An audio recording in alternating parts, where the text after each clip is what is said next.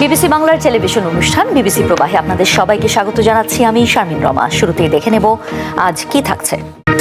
BBC প্রবাহে আজ দেখুন নতুন সরকারের চ্যালেঞ্জ। 20 বছর পর ক্ষমতায় বিএনপি, প্রত্যাশার বিপরীতে চ্যালেঞ্জ কতটা? নতুন সরকারের প্রথম চ্যালেঞ্জ অর্থনীতিকে স্টেবল করা, দ্রব্যমূল্য নিয়ন্ত্রণে আনা, আইন শৃঙ্খলা পরিস্থিতি শক্ত হাতে উন্নয়ন করা, একটা বিভেদের বাংলাদেশকে ঐক্যবদ্ধ বাংলাদেশে পরিণত করা। এ প্রসঙ্গে আজ কথা হবে ঢাকা বিশ্ববিদ্যালয়ের শিক্ষক অধ্যাপক সাব্বির আহমেদের সঙ্গে। স্বাগত বিবিসি বাংলার টেলিভিশন অনুষ্ঠান বিবিসি প্রবাহে। আমি সৌমিত্র শুভ্র সাথে আছি। আজ আরও থাকছে বাংলাদেশ যুক্তরাষ্ট্র বাণিজ্য চুক্তি ঘিরে বিতর্ক কেন, কি আছে চুক্তিটিতে?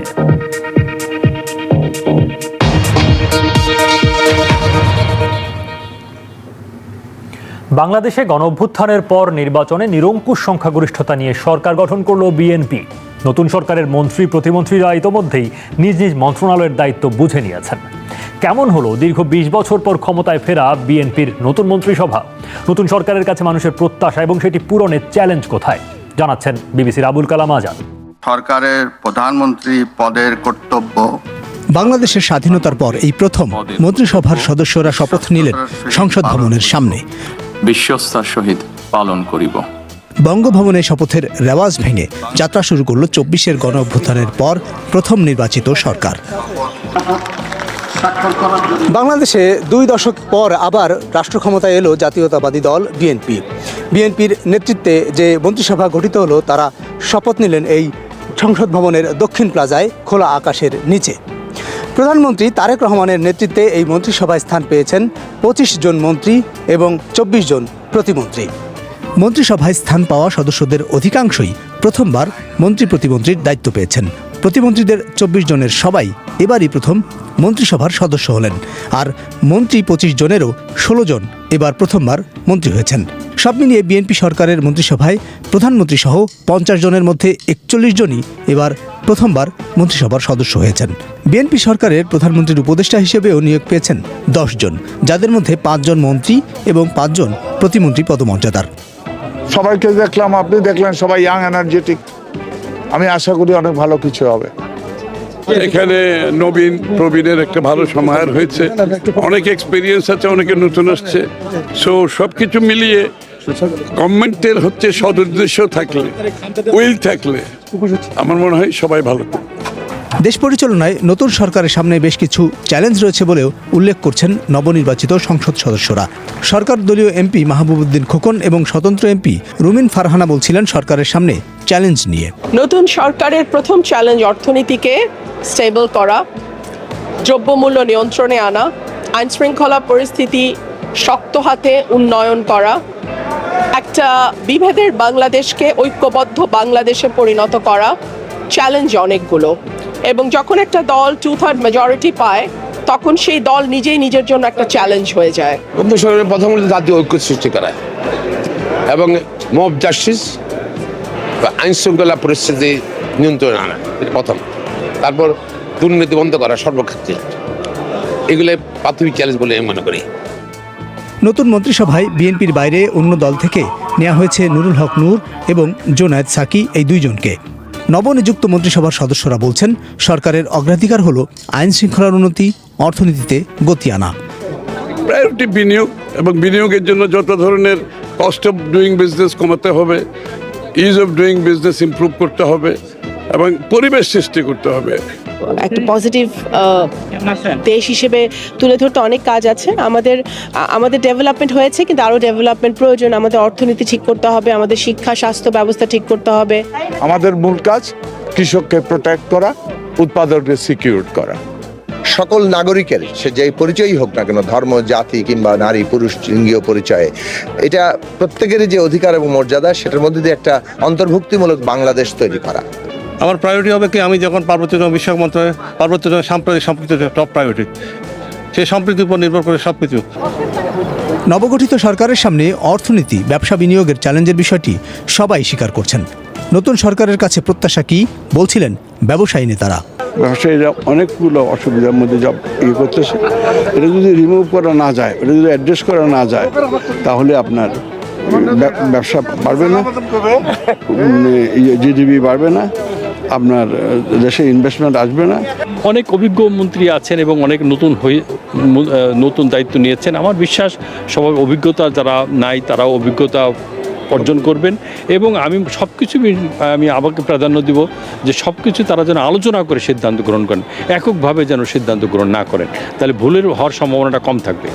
শপথ অনুষ্ঠানে আমন্ত্রিত অতিথি হিসেবে এসেছিলেন হেফাজতে ইসলামের শীর্ষ নেতৃবৃন্দ এবং জুলাই আন্দোলনে শহীদ পরিবারের সদস্যরা। সরকারের কাছে তাদের প্রত্যাশা ভিন্ন ভিন্ন। ন্যায্য বিচার এবং শহীদ আহত পরিবারের ন্যায্য দাবিগুলো যেন তারা বাস্তবায়ন করে। আশা করি শান্তি শৃঙ্খলা আরও উন্নতি হবে, আইন শৃঙ্খলার উন্নতি হবে এবং ইসলামের এই ধর্মীয় অনুভূতি তারা রক্ষা করে চলবেন, ইসলামের বিরুদ্ধে কোনো কাজ করবে না আমরা আশা করি। বিএনপির মন্ত্রিসভায় 3 জন টেকনোক্র্যাট সদস্য স্থান পেয়েছেন। এর মধ্যে বড় চমক হল পররাষ্ট্র মন্ত্রণালয়ের দায়িত্ব পাওয়া ডক্টর খলিলুর রহমান, যিনি অন্তর্বর্তীকালীন সরকারের জাতীয় নিরাপত্তা উপদেষ্টা হিসেবে দায়িত্ব পালন করেছেন। বিএনপি অতীতে তার ব্যাপারে আপত্তিও তুলেছিল। নতুন সরকারে তার নিয়োগকে অনৈতিক আখ্যা দিয়ে সমালোচনা করেছে বিরোধী দল জামায়াত ও NCP. Abul Kalam Azad, BBC news, Bangla. BBC প্রবাহে আজ আছেন রাজনৈতিক বিশ্লেষক অধ্যাপক সাব্বির আহমেদ। সাব্বির আহমেদ, স্বাগত আপনাকে বিবিসি প্রবাহে। নতুন মন্ত্রিসভার আকার নিয়ে কেউ কথা বলছেন, কেউ নবীন বা ওই অর্থে অনভিজ্ঞদের স্থান দেওয়া বা একাধিক গুরুত্বপূর্ণ মন্ত্রণালয় একজনকে দেওয়ার মতো বিষয় সামনে আনছেন। আপনার বিশ্লেষণে এই মন্ত্রিসভার কোন বিষয়গুলো বেশি উল্লেখযোগ্য? ধন্যবাদ আপনাকে। আমি মনে করি যে এটার কনটেক্সট আমাদের দেখতে হবে, কোন কনটেক্সটে এই মন্ত্রিসভা আসলো। দীর্ঘ 17 বছরের যে রাজনৈতিক সংগ্রাম বিএনপি একটা দল হিসেবে টিকে থাকার ক্ষেত্রে এটা কিন্তু কঠিন একটা সংগ্রাম ছিল এবং এই সংগ্রামের সময় এই দলের এই যে সকল অভিজ্ঞ নেতা তাদের কিন্তু একটা বড় ধরনের ত্যাগ ছিল, তারা অনেক কষ্ট করেছে, এটা সত্য। এবং এই বাস্তবতার আলোকেই কিন্তু তারেক জিয়ার এই সিদ্ধান্ত গ্রহণকে প্রভাবিত করেছে বলে, বিশেষ করে আপনি যদি অভিজ্ঞ মন্ত্রীগুলোর দিকে তাকান, এরা প্রত্যেকেই আপনিও দেখেছেন, আমরাও দেখেছি যে তারা অনেক ধরনের নির্যাতন যন্ত্রণা সহ্য করতে হয়েছে। আরেকটা হলো যে এবার নির্বাচনী বিএনপির একটা অ্যালায়েন্স ছিল, সেই অ্যালায়েন্স থেকেও তাদের কিছু নতুন মুখকে আনতে হয়েছে। এটা বৃহত্তর রাজনীতির স্বার্থে তাকে এটা করতে হয়েছে। এবং টেকনোক্রেট যে 3 জনকে আনা হয়েছে, এটা তো আপনার কনস্টিটিউশনালি এটা করতে পারে যে কোনো সরকার। আমি মনে করি যে এই যে 50 জনের যে বিশাল, এবং তার সঙ্গে উপদেষ্টা পদমর্যাদা অর্থাৎ মন্ত্রী এবং প্রতিমন্ত্রী পদমর্যাদা আরও জনাদশেক মানুষ, আরও জনাদশেক অ্যাডভাইজার করা হয়েছে আর কি। তো আমি যে মনে করি যে এই বিশাল যে টিম, এই টিমটাকে সুনির্দিষ্ট লক্ষ্যে পরিচালনা করাটাই হচ্ছে একটা বড় চ্যালেঞ্জ জনাব তারেক রহমানের জন্য। তো এর মধ্যে কিছু জিনিস আমাদের সমালোচনার জায়গা থেকেও দেখার সুযোগ আছে। যেমন এই মন্ত্রিসভাটি আপনি যদি জিওগ্রাফিক্যালি চিন্তা করেন, দেশের 25টা জেলার কোনো প্রতিনিধিত্ব নাই। জেলাওয়ার প্রতিনিধিত্ব নিশ্চিত করার থাকে কি সেটার প্রয়োজনীয়তা মানে একটা হলে এটা জিনিসটা ইনক্লুসিভ হয় আর কি দেখতে। মানে যেহেতু উনি অনেকগুলো জেলাকে প্রাধান্য দিয়েছেন, আবার উনি বলছেন যে যারা তাকে ভোট দেয়নি তাদের জন্যও তিনি কাজ করবেন, এরকম যদি একটা ইমপ্রেশন তৈরি করা যেত তাহলে আমার মনে হয় এটা ভালো হতো। তারপর নারীদের প্রতিনিধিত্বের একটা কমতি আমরা লক্ষ্য করছি এই মন্ত্রী পরিষদে। আর আপনি যেটা নিয়ে সবচেয়ে বেশি কথা হচ্ছে, আমি মনে করি যে এই যে পররাষ্ট্রমন্ত্রী নিয়োগের বিষয়, অনেকেই এটাকে বিস্ময়ের চোখে দেখছেন, আপনি কিভাবে দেখেন? আমি তাদের সাথে একমত, আমিও বিস্ময়ের চোখেই দেখি বিষয়টা। কারণ এর বিরুদ্ধে তো খোদ বিএনপি একে নিয়ে সমালোচনা করেছিল কিছুদিন আগেও, আমরা সেটা শুনেছি আর কি। হ্যাঁ, তো সেটার চেয়ে তো বড় বিষয় হলো যে কেন তাকে করা হলো, এইটা কিন্তু ইম্পর্টেন্ট বিষয়। যে সে কি কোনো প্রেশারের ফলে এখানে ঢুকলো, বা সে কি কারোর স্বার্থের প্রতিনিধিত্ব করার জন্য এখানে ঢুকলো, এটা আসলে আমরা সামনের দিনগুলো গেলে আমরা আরও পরিষ্কার হতে পারবো আর কি। তবে আমার মনে হয় আরও দুই একটা জায়গায় একটা মিসম্যাচ আছে বলে আমার মনে হয় এই মন্ত্রণালয়ের মধ্যে। যেমন ধরুন অর্থনীতিতে আপনি আমির খসরু চৌধুরীর সাথে আমার কাছে মনে হয় একজন ভেটারেন যদি ইকোনমিস্ট থাকতো আরেকজন প্রতিমন্ত্রী হিসেবে, এইটা আমার মনে হয় এটা খুব গুরুত্বপূর্ণ একটা মন্ত্রণালয়। এখানে একজন উপমন্ত্রী ওই মানের থাকলে ভালো হতে মনে হয় আমার কাছে, কারণ ওই রকম ইকোনমিক্স দরকার, বিশেষ করে এই মন্ত্রণালয় চালানোর জন্য। এটা একটা খুবই স্পেশালাইজড নলেজ। এটা ছাড়া শুধু দেশীয় অর্থনীতির খবর রাখলেই হবে না, আন্তর্জাতিক অর্থনীতির গতি প্রকৃতি, গতি প্রবাহ, এগুলো তাকে জানতে হবে। আচ্ছা, যেসব চ্যালেঞ্জের কথা বলা হচ্ছে, বিশেষ করে মব নিয়ন্ত্রণ বা সার্বিক আইন শৃঙ্খলা পরিস্থিতি এবং দ্রব্যমূল্যের মতো বিষয় রয়েছে, রমজান শুরু হয়ে গেছে, ফলে এই জায়গাগুলোতে এই চ্যালেঞ্জ মোকাবেলা করার জন্য আপনি যে মন্ত্রিসভা দেখছেন সেটিকে আসলে কতখানি, এখনও যদি আসলে তাদের মাত্র তারা শুরু করলেন তাদের কার্যক্রম, কী ধরনের প্রত্যাশা, চ্যালেঞ্জগুলো তারা কীভাবে সামলাতে পারে? দেখেন, নাম্বার ম্যাটার করে না এখানে। যে বিষয়টা ম্যাটার করে সেটা হচ্ছে আসলে চিফ এক্সিকিউটিভ কীভাবে এটা এই পুরো টিমটাকে তিনি স্টিয়ার করতেছেন, পুরো টিমের কাজগুলোকে কিভাবে তিনি সমন্বয় করছেন। আর যে চ্যালেঞ্জের কথাগুলো এখানে আসলো, আমি মনে করি যে একেবারে প্রায়োরিটি বেসিসে আমাকে যদি বলেন আমি কোন জায়গায় প্রথমে হিট করব, আমাকে যদি দায়িত্ব দেন তাহলে আমি কিন্তু আইন শৃঙ্খলা পরিস্থিতি উন্নতির জন্য ওই জায়গাটা উন্নত করা খুব দরকার। আইনের শাসন, সবাই যেন আইনের কাছে সমান সুবিচার পায়, এই বিষয়টা যদি নিশ্চিত হয়, ওই যে বাকি যেগুলোর কথা বলা হচ্ছে, আপনি অর্থনীতি অনেকাংশেই স্বাভাবিক হয়ে যাবে, দ্রব্যমূল্য পরিস্থিতি অনেকাংশেই স্বাভাবিক হয়ে যাবে। সুতরাং আইনের শাসনটা প্রতিষ্ঠা করা, এটা আমি মনে করি 1 নম্বর প্রায়োরিটি এই সরকারের জন্য। বাকি কাজগুলো অনেকটাই স্বস্তি নিয়ে আসবে জনমনে। সরকার যেই প্রচারণাগুলোকে সামনে রেখে নির্বাচনে মানুষের কাছে ভোট চেয়েছে, ফ্যামিলি কার্ডের মতো বিষয়, আরও নানান রকম সামাজিক সুবিধার বিষয় তারা সামনে এনেছিল, সেইগুলো তো অর্থনীতির যে অবস্থা তার সঙ্গে সেটিতে নতুন কোনো চাপ তৈরি করে কিনা, তার সঙ্গে কতটা মানানসই হবে? ডেফিনেটলি আপনার মানে বিপুল চাপ। আমি তো শুনেছি যে পে স্কেলটা দেওয়া কথা হচ্ছিল, সেই পে স্কেলে তো প্রায় 20,000 কোটি টাকা বরাদ্দ রাখতে হবে আপনার বাজেটের মধ্যে। আমার অঙ্কটা ভুলও হতে পারে, বাট এরকম ফিগারই আমি একটা শুনেছি আর কি। তো সেটা করতে হলে তো আপনার আমাদের সেই পরিমাণ অর্থ যোগান আমাদের বাজেটে দিতে হবে, যে কারণে বিগত সরকার যদি সঠিক হয়ে থাকে যে তারা অর্থের সংকটের কারণেই তো এই পে স্কেল দিতে পারলো না। আবার জনাব তারেক রহমান তিনি ফ্যামিলি কার্ড দিতে চাচ্ছেন, কৃষি কার্ড দিতে চাচ্ছেন, তিনি হেলথ কার্ড দিতে যাচ্ছেন, এগুলো তো বিপুল পরিমাণ অর্থের যোগানের বিষয় কিন্তু রয়েছে। সুতরাং এগুলো একটা বড় চ্যালেঞ্জ। বাংলাদেশের সামাজিক সুরক্ষার এই সুবিধাগুলো অপচয় বা সেগুলো নানানভাবে অপব্যবহারের অভিযোগও বেশ পুরনো, বিভিন্ন সময় দেখা গেছে। অবশ্যই ঠিক, সেগুলোর ব্যাপারেও আরও মানে বাংলাদেশের সোশ্যাল সেফটি নেট প্রোগ্রামগুলোর দায়বদ্ধতা নিশ্চিত করা, সেটা তো একটা প্রক্রিয়ার মধ্য দিয়ে হবেই। বাংলাদেশে যখন পার্লামেন্টারি প্রক্রিয়া শুরু হয়ে যাবে তখন সেখানে এইসব বিষয়ে আলোচনায় অবশ্যই আসবে।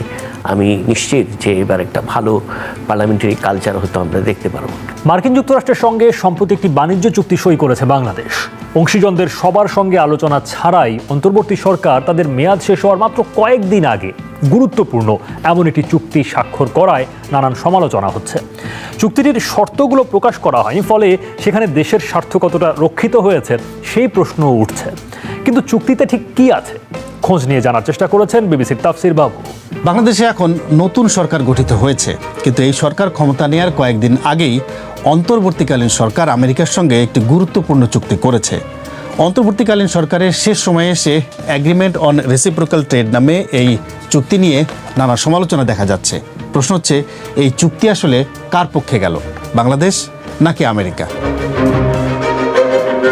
চুক্তিতে অবশ্যই মার্কিন যুক্তরাষ্ট্রের অনেক প্রভাবই দেখা যাচ্ছে, এবং ওই যে তারা কি করবে আমরা কি করব, এবং সেখানে যে 4 গুণ বেশি আমরা বাধ্যতামূলকভাবে করার যে রকমভাবে ক্লজগুলি আছে সেটা থেকেও বোঝা যায়। আর সাধারণভাবেও এটার যে সাবস্টেন্স থেকেও বোঝা যায় যে এটা তাদের যে পক্ষে গেছে। আমি যদি বলি বাংলাদেশ যেটা অ্যাচিভ করতে চাইছে সেটা হলো আমেরিকান পলিটিক্যাল ফেভার, ইকোনমিক ফেভারের চেয়ে পলিটিক্যাল ফেভার, যে আমরা পলিটিক্যালি তোমাদের সাথে অ্যালাইন্ড, সো আমাকে সেভ করো আর গার্মেন্টসটাকে সেভ করো, এটাই ছিল বাংলাদেশের মেইন বেনিফিট। অন্যদিকে ইউএসএ পলিটিক্যাল বেনিফিটের সাথে সাথে তাদের ইকোনমিক বেনিফিটটাও এনশিওর করে নিছে। এখন চুক্তি অনুযায়ী বাংলাদেশ কেনাকাটা বাড়াতে কি করছে? বলা হয়েছে বাংলাদেশ বোয়িং উড়োজাহাজ কিনবে আমেরিকা থেকে 14টি, $1500 কোটি জ্বালানি কিনবে 15 বছরে, আর বছরে আমদানি করবে $350 কোটি কৃষিপণ্য। কিন্তু সমস্যা হচ্ছে এইগুলোর চাহিদা বাংলাদেশে আদৌ আছে কিনা। এই যে এয়ারক্রাফটগুলো, এই এয়ারক্রাফটগুলো কি আমাদের দরকার আছে? That is issue. আমরা যে এয়ারক্রাফটগুলো কিনতেছি সেগুলো কী ধরনের এয়ারক্রাফট আমরা জানি না, খালি বলতেছি কি 14টা কিনবো। এইগুলোকে নিয়ে এসে আমরা কি আমাদের এয়ারলাইন্সটাকে লসের দিকে ঠেলে দিচ্ছি?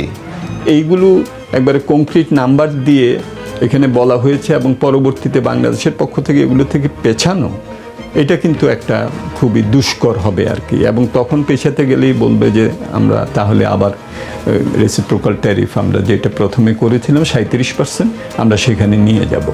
তবে চুক্তিতে অবশ্য উভয় দেশই শুল্ক ছাড় পাবে, যেখানে যুক্তরাষ্ট্রের 6,710টি পণ্য আর বাংলাদেশের 1,638টি পণ্য থাকছে। তবে এতে করে বাংলাদেশের রাজস্ব আয় কমবে। এছাড়া এই সম্ভাব্য আর্থিক ক্ষতির বাইরেও আরও কিছু বিষয় আছে যেখানে চীন, রাশিয়ার মতো দেশগুলোর সঙ্গে বাংলাদেশের সম্পর্কেও প্রভাব পড়তে পারে।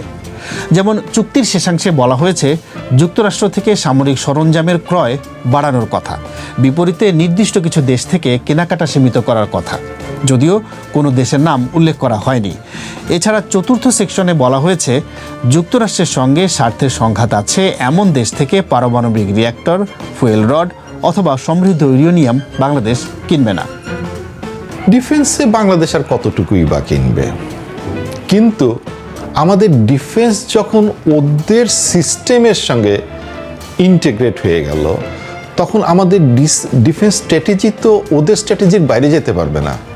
অন্য দেশের সঙ্গে সম্পর্ক খারাপ হতে পারে এমন বিষয় আরও আছে। তৃতীয় কোনো দেশের কোম্পানি বাংলাদেশে আমেরিকার ভাষায় বাজার মূল্যের চেয়ে কম দামে এমন কোনো পণ্য বিক্রি বা রপ্তানি করতে পারবে না যার কারণে আমেরিকার পণ্যের বিক্রি বাংলাদেশে কিংবা এর বাইরে কমে যায়। এছাড়া মান নিয়ন্ত্রণের ক্ষেত্রে মার্কিন প্রতিষ্ঠানগুলোর অনুমোদন, মেধাস্বত্ব আইন ইত্যাদির বিষয়ের মাধ্যমে বাংলাদেশের উপর এক ধরনের নিয়ন্ত্রণ আরোপিত হয়েছে বলেও বিশেষজ্ঞদের কেউ কেউ মনে করেন। আমেরিকান চালাকিটা হচ্ছে আমাদের একটা ট্যারিফের কথা বলে আসলে যেটা করছে সেটা হলো অ্যাডমিনিস্ট্রেটিভ প্রসিডিওর এবং লিগ্যাল সিস্টেমটাকে, তাদের সিস্টেমটাকে আমাদের উপরে চাপাইয়ে দিছে। Technical standard, intellectual property, sanitary phytosanitary act, এগুলো দিয়ে ওরা আমাদের উপরে আমাদের মার্কেটে চলে যাবে। আমরা ওদেরকে কোনো নন ট্যারিফ ব্যারিয়ার বা technical barriers two trade impose করার অ্যাবিলিটি আমাদের নাই, কিন্তু ওদের কিন্তু থাকবে। ওরা বলবে দেখো তোমার টেকনিক্যাল স্ট্যান্ডার্ড আমার সাথে ম্যাচ করে না, আমি তো তোমার প্রোডাক্ট নিতে পারবো না। আমরা বলতে পারবো না কেন? কারণ ওদের টেকনিক্যাল স্ট্যান্ডার্ড তো ওদের স্ট্যান্ডার্ড ইনস্টিটিউটের সারা পৃথিবীতে অ্যাকসেপ্ট করা। কিন্তু তাহলে এমন চুক্তি কেন করা হলো? এক্ষেত্রে সদ্য সাবেক অন্তর্বর্তী সরকারের প্রধান উপদেষ্টা দায়িত্ব ছাড়ার আগে তার শেষ ভাষণে অবশ্য তৈরি পোশাক শিল্পের কথাই বলেছেন। দাবি করেছেন এই চুক্তি বাণিজ্য তো বটেই, তার ভাষায় এমনকি আন্তর্জাতিক কূটনীতিতেও শক্তিশালী অবস্থান তৈরি করবে বাংলাদেশের। এই চুক্তির একটা বিশেষ দিক হলো যুক্তরাষ্ট্রে উৎপাদিত তুলা ও কৃত্রিম তন্তু ব্যবহার করে তৈরি পোশাক পণ্যে শূন্য পারস্পরিক শুল্ক সুবিধা। এটা একটা মস্ত বড় সুবিধা। এই চুক্তি কেবল একটা বাণিজ্যিক সুবিধা নয়, এটি বাংলাদেশের অর্থনীতি, কর্মসংস্থান, শিল্পায়ন এবং আন্তর্জাতিক কূটনৈতিক অবস্থানকে দীর্ঘমেয়াদে শক্তিশালী করার জন্য একটি কৌশলগত ভিত্তি হিসেবে কাজ করবে। তবে এই চুক্তিতে যা দেখা যাচ্ছে তার ভিত্তিতে বিশেষজ্ঞরা কিন্তু ভিন্ন কথা বলছেন। তার চেয়ে বড় কথা, এমন একটি চুক্তি নির্বাচিত সরকারের জন্য ছেড়ে না দিয়ে শেষ সময়ে কেন সই করা হলো সেই প্রশ্ন তুলছেন অনেকে। তবে চুক্তি তো হয়েই গেছে, এখন প্রশ্ন হচ্ছে বিএনপির নবগঠিত সরকার এখন এই চুক্তি নিয়ে কি করবে। বিষয়টি নিয়ে নতুন সরকারের কেউই এখনো আনুষ্ঠানিক কোনো মন্তব্য করেননি। তবে চুক্তি প্রক্রিয়ায় যুক্ত ছিলেন অন্তর্বর্তী সরকারের এমন একজন উপদেষ্টা বিএনপির নতুন সরকারেও পররাষ্ট্রমন্ত্রী হিসেবে নিয়োগ পেয়েছেন। সব মিলিয়ে চুক্তি থেকে সরে আসার সুযোগ থাকলেও বাংলাদেশের জন্য সেটা করা কঠিন হবে বলে মত পাওয়া যাচ্ছে। সঙ্গে আছেন রাজনৈতিক বিশ্লেষক ডক্টর সাব্বির আহমেদ। ডক্টর সাব্বির আহমেদ, ধারণা করা যায় চুক্তিটি বাংলাদেশকে করতেই হতো ট্রাম্পের ট্যারিফ থেকে কিছুটা হলেও ছাড় পেতে। অনেকেই শেষ সময়ে কেন করা হলো সেটি নিয়ে সমালোচনা করা। একজন রাজনৈতিক বিশ্লেষক হিসেবে আপনি কিভাবে ব্যাখ্যা করবেন বিষয়টিকে?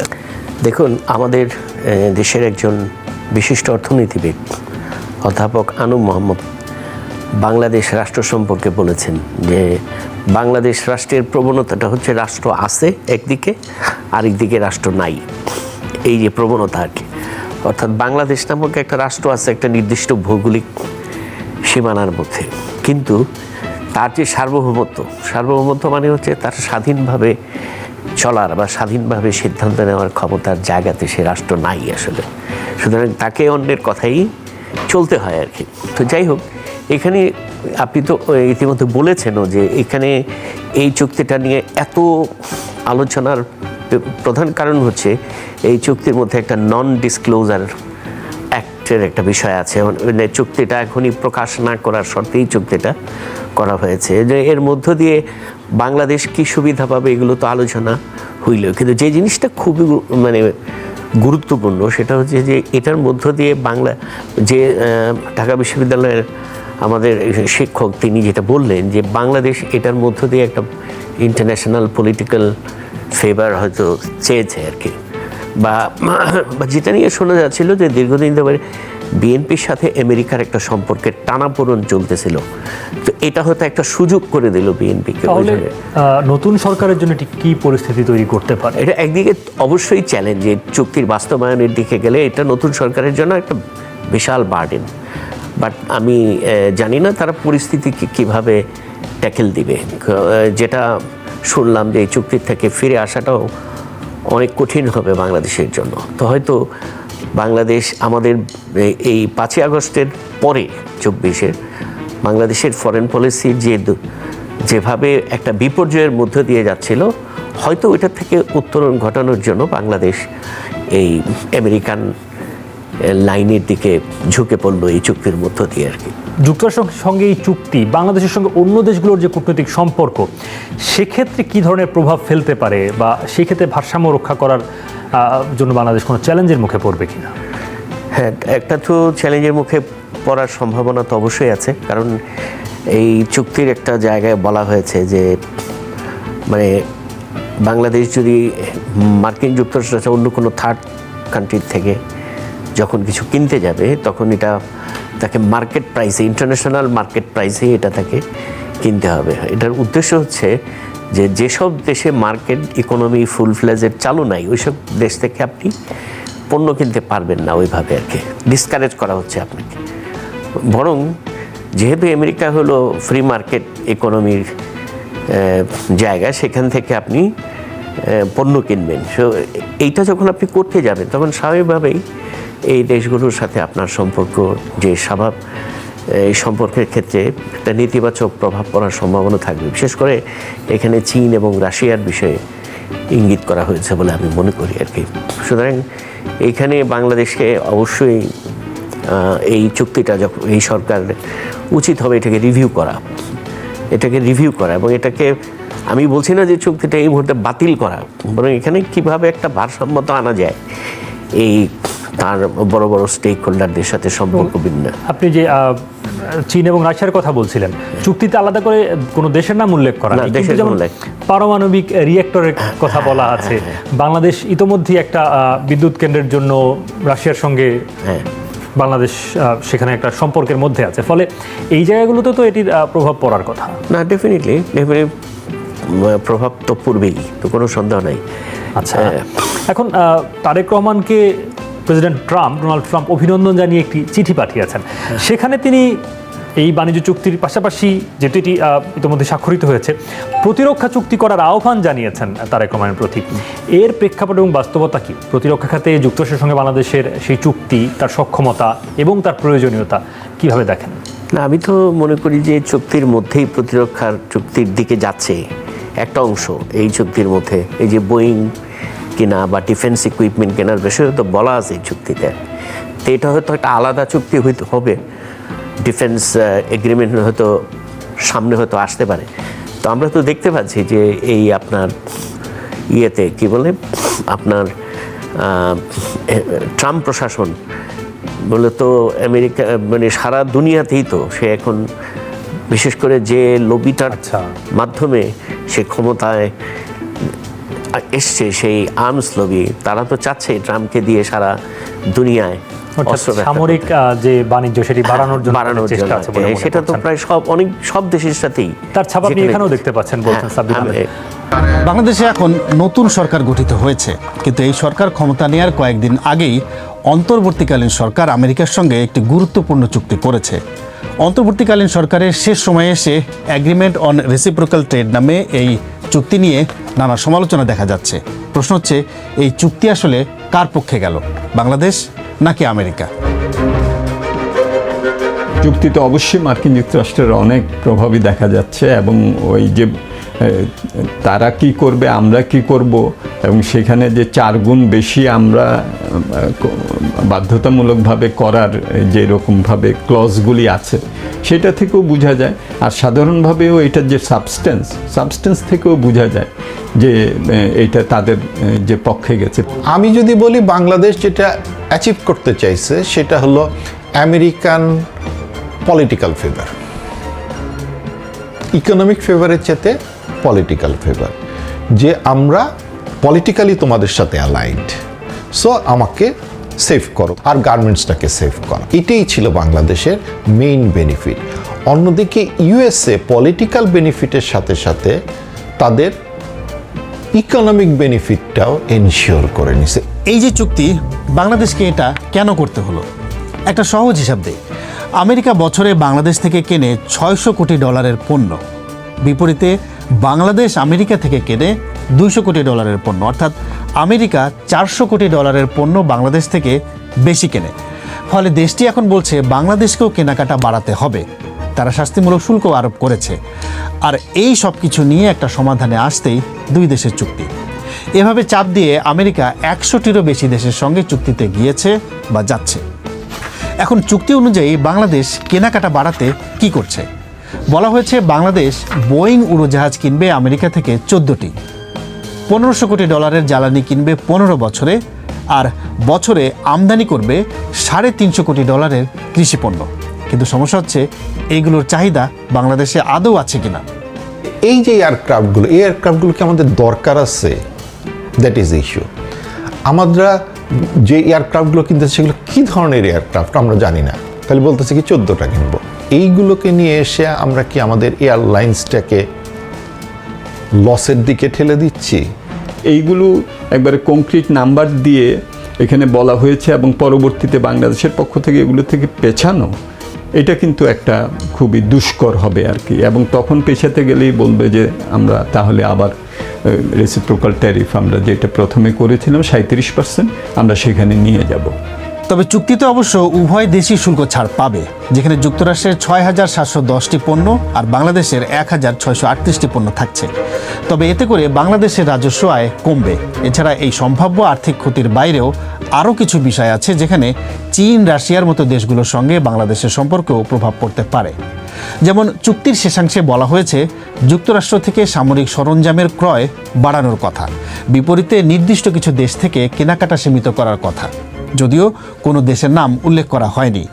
এছাড়া চতুর্থ সেকশনে বলা হয়েছে যুক্তরাষ্ট্রের সঙ্গে স্বার্থের সংঘাত আছে এমন দেশ থেকে পারমাণবিক রিঅ্যাক্টর, ফুয়েল রড অথবা সমৃদ্ধ ইউরেনিয়াম বাংলাদেশ কিনবে না। ডিফেন্সে বাংলাদেশ আর কতটুকুই বা কিনবে, কিন্তু আমাদের ডিফেন্স যখন ওদের সিস্টেমের সঙ্গে ইন্টিগ্রেট হয়ে গেল, তখন আমাদের ডিফেন্স স্ট্র্যাটেজি তো ওদের স্ট্র্যাটেজির বাইরে যেতে পারবে না। আমেরিকা সেই জায়গাটাতেই বেশি এগুলোকে ধরবে, যেখানে মার্কিন যুক্তরাষ্ট্রেরও একটা বাণিজ্য স্বার্থ বাংলাদেশে আছে, এবং সেখানে হয়তো চীনের থেকেও সেম জিনিসটা আমদানি হয় এবং চীন কম দামে দেয়। ওইসব জায়গাগুলোতে ও এগুলোকে ডাইরেক্টলি ধরবে যে এটা তো আমার বাণিজ্য স্বার্থের পরিপন্থী, তুমি এমন একটা দেশ থেকে আনছো সে এখানে। এখন চীন কিন্তু তখন বলবে যে এইটা আমি ডাইরেক্ট সাবসিডি দিচ্ছি না, আমি তো WTO সদস্য। এইটার বহুবিধ তাৎপর্য আছে, বহুবিধ ঝুঁকি আছে, বহুবিধ অর্থনৈতিক, রাজনৈতিক, ভূরাজনৈতিক এবং রাজনৈতিক অর্থনৈতিক এটার অভিজ্ঞতা আছে। অন্য দেশের সঙ্গে সম্পর্ক খারাপ হতে পারে এমন বিষয় আরও আছে। তৃতীয় কোনো দেশের কোম্পানি বাংলাদেশে আমেরিকার ভাষায় বাজার মূল্যের চেয়ে কম দামে এমন কোনো পণ্য বিক্রি বা রপ্তানি করতে পারবে না যার কারণে আমেরিকার পণ্যের বিক্রি বাংলাদেশে কিংবা এর বাইরে কমে যায়। এছাড়া মান নিয়ন্ত্রণের ক্ষেত্রে মার্কিন প্রতিষ্ঠানগুলোর অনুমোদন, মেধাস্বত্ব আইন ইত্যাদির বিষয়ের মাধ্যমে বাংলাদেশের উপর এক ধরনের নিয়ন্ত্রণ আরোপিত হয়েছে বলেও বিশেষজ্ঞদের কেউ কেউ মনে করেন। আমেরিকান চালাকিটা হচ্ছে আমাদের একটা ট্যারিফের কথা বলে আসলে যেটা করছে সেটা হলো অ্যাডমিনিস্ট্রেটিভ প্রসিডিওর এবং লিগ্যাল সিস্টেমটাকে, তাদের সিস্টেমটাকে আমাদের উপরে চাপাইয়ে দিছে। Technical standard, intellectual property, sanitary phytosanitary act, এগুলো দিয়ে ওরা আমাদের উপরে আমাদের মার্কেটে চলে যাবে। আমরা ওদেরকে কোনো নন ট্যারিফ ব্যারিয়ার বা technical barriers two trade impose করার অ্যাবিলিটি আমাদের নাই, কিন্তু ওদের কিন্তু থাকবে। ওরা বলবে দেখো তোমার টেকনিক্যাল স্ট্যান্ডার্ড আমার সাথে ম্যাচ করে না, আমি তো তোমার প্রোডাক্ট নিতে পারবো না। কিন্তু আমরা বলতে পারবো না, কেন? কারণ ওদের টেকনিক্যাল স্ট্যান্ডার্ড তো ওদের স্ট্যান্ডার্ড ইনস্টিটিউটের সারা পৃথিবীতে অ্যাকসেপ্ট করা। কিন্তু তাহলে এমন চুক্তি কেন করা হলো? এক্ষেত্রে সদ্য সাবেক অন্তর্বর্তী সরকারের প্রধান উপদেষ্টা দায়িত্ব ছাড়ার আগে তার শেষ ভাষণে অবশ্য তৈরি পোশাক শিল্পের কথাই বলেছেন। দাবি করেছেন এই চুক্তি বাণিজ্য তো বটেই, তার ভাষায় এমনকি আন্তর্জাতিক কূটনীতিতেও শক্তিশালী অবস্থান তৈরি করবে বাংলাদেশের। এই চুক্তির একটা বিশেষ দিক হলো যুক্তরাষ্ট্রে উৎপাদিত তুলা ও কৃত্রিম তন্তু ব্যবহার করে তৈরি পোশাক পণ্যে শূন্য পারস্পরিক শুল্ক সুবিধা। এটা একটা মস্ত বড় সুবিধা। এই চুক্তি কেবল একটা বাণিজ্যিক সুবিধা নয়, এটি বাংলাদেশের অর্থনীতি, কর্মসংস্থান, শিল্পায়ন এবং আন্তর্জাতিক কূটনৈতিক অবস্থানকে দীর্ঘমেয়াদে শক্তিশালী করার জন্য একটি কৌশলগত ভিত্তি হিসেবে কাজ করবে। তবে এই চুক্তিতে যা দেখা যাচ্ছে তার ভিত্তিতে বিশেষজ্ঞরা কিন্তু ভিন্ন কথা বলছেন। তার চেয়ে বড় কথা, এমন একটি চুক্তি নির্বাচিত সরকারের জন্য ছেড়ে না দিয়ে শেষ সময়ে কেন সই করা হলো সেই প্রশ্ন তুলছেন অনেকে। তবে চুক্তি তো হয়েই গেছে, এখন প্রশ্ন হচ্ছে বিএনপির নবগঠিত সরকার এখন এই চুক্তি নিয়ে কি করবে। বিষয়টি নিয়ে নতুন সরকারের কেউই এখনও আনুষ্ঠানিক কোনো মন্তব্য করেননি। তবে চুক্তি প্রক্রিয়ায় যুক্ত ছিলেন অন্তর্বর্তী সরকারের এমন একজন উপদেষ্টা বিএনপির নতুন সরকারেও পররাষ্ট্রমন্ত্রী হিসেবে নিয়োগ পেয়েছেন। সব মিলিয়ে চুক্তি থেকে সরে আসার সুযোগ থাকলেও বাংলাদেশের জন্য সেটা করা কঠিন হবে বলে মত পাওয়া যাচ্ছে। আমার এক্সপোর্টের সবচেয়ে বড় বাজার একক, সেরকম একটা দেশের সাথে আমি চুক্তি করে তারপরে আমি বললাম যে আমি চুক্তিতে যাব না, এটার অনেক রাজনৈতিক তাৎপর্য এবং ভূ রাজনৈতিক অনেক তাৎপর্য থেকে যাবে বলে মনে হয়। মার্কিন যুক্তরাষ্ট্রের সঙ্গে এই বাণিজ্য চুক্তি নিয়ে আলোচনা চলছিল কয়েক মাস ধরে, কিন্তু গোপনীয়তার শর্তের কারণে তখন এর বিস্তারিত প্রকাশ করেনি কোনো পক্ষ। এখন চুক্তির বিস্তারিত প্রকাশ হওয়ার পর বাংলাদেশের অর্থনীতিবিদদের অনেকেই বলছেন এই চুক্তির পুনর্মূল্যায়ন হওয়া দরকার। কিন্তু নতুন গঠিত হওয়া একটি সরকার কি এখনই সেই ঝুঁকি নেবে? এটা আরও জটিল মনে হচ্ছে, কারণ বৃহস্পতিবারই মার্কিন প্রেসিডেন্ট ডোনাল্ড ট্রাম্প বাংলাদেশের প্রধানমন্ত্রী তারেক রহমানকে অভিনন্দন জানিয়ে যে চিঠি লিখেছেন, সেই চিঠিতেই তাকে এই এগ্রিমেন্ট অন রেসিপ্রোকাল ট্রেড, সহজ ভাষায় এই বাণিজ্য চুক্তি বাস্তবায়নের আহ্বানও জানিয়েছেন। তাফসির বাবু, বিবিসি নিউজ বাংলা। সবাইকে শুভকামনা জানিয়ে আমি শারমিন রমাজ এখানেই বিদায় নিচ্ছি। ভালো থাকবেন।